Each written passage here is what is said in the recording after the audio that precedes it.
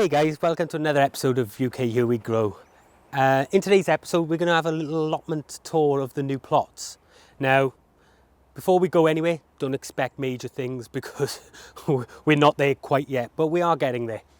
Anyway, as you can see, it's looking great. This is the bottom of the new fruit plot, okay? And we had all this plastic covering the whole plot initially, and it was after we'd already dug the plot in the winter, and we just wanted to make sure no weeds were coming through. But in honesty, it's been pretty good. We've had that much rain that it's just sort of run off into the plot below us. But if we walk up here, we have still got some of our fruit in buckets that we need to get in, and these are our summer canes here and here, and then all the ones that are cut down are all our autumn variety raspberry canes, okay? So we still got to do them yet.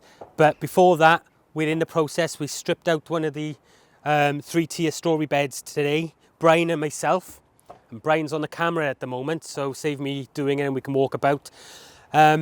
This is one of those 3-tier beds. We've just sort of taken it apart so that we're able to get it off, okay? This area will be leveled off, and then this will have the 3 tiers built on it. This bed was done yesterday, it's not mulched yet, and this is our blackberry. Okay, there is 6 plants in here. The ones, they're obviously getting younger as they go down, but there's 6 plants in here. In between each of these beds, we're going to have bark chip put down, so we've got dedicated paths. This plot is on quite a slope, so I decided to tear it off, so at least you're working from a flat platform. So I'd urge anybody who's got a plot that's on a slope, if you can, tear it off. It really is worth it. This bed here is already starting to bud, and we've got the gooseberries in. This is the bed that you saw me planting up all the blueberries. Okay, so we've got 7 blueberries in here, and that was mulched. These are honeyberries, and it's got a bit of stuff it's caught through the winter, but again, they're all mulched nice as well, and again, nice size paths so we can get in and out of them. And then we have our black currants and our red currants.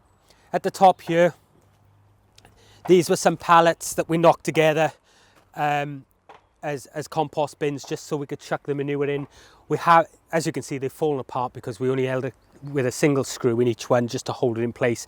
But the weight of the manure, when it was all wet, it just all collapsed. But that's not a problem because we're using that manure when we finish all of this now, and then these will be rebuilt properly because they will be staying in situ, and that's where we will take our compost from, because it's easier to shovel it out and trail it down and then work from here. Okay, we will have other compost bins up on the new plots, which we're going to go to now. So guys, coming up here,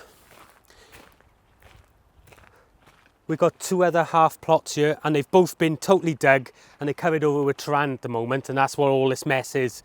Okay, the reason they're covered over is because I'm not going to have the time to get onto them straight away. But basically, this one right the way up to the blue netting is one of the new plots.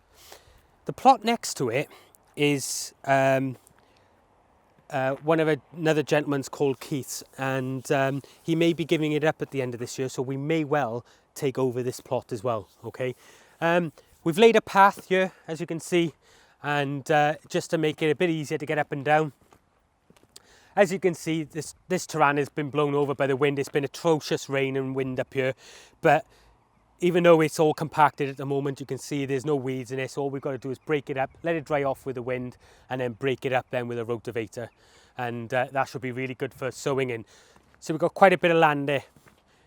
We've brought over all the slabs from the old polytunnel, which is now on the deck, and you'll see that in a moment.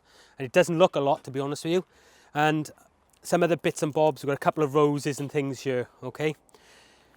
All this junk here is a lot of the framework from the polytunnel, okay? Likewise, the windows, the window frames.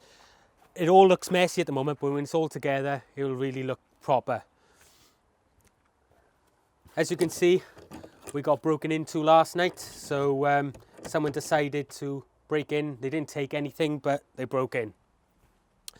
Okay, and this plot is all up here as well, from where the windows and all that were down there, right the way back is also ours, and this is where the tunnel is going to go. We've already started taking out the posts, digging these out in the locations they require for the specific windows, and literally that's all the timber there for the that needs to go together, and along the back there, which is for the polytunnel.